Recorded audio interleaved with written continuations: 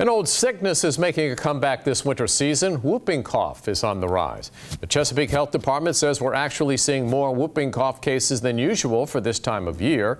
You can prevent it by getting the Tdap vaccine, which is 70 to 90% effective.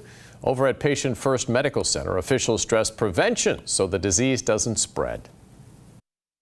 Prevent it, just routine things, washing your hands, cover your mouth when you cough. That's easier said than done with small kids.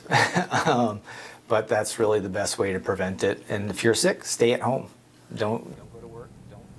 All right, the cough tends to last 6 weeks and may cause even more issues. If you believe you have the whooping cough, be sure to wear a mask, especially around children.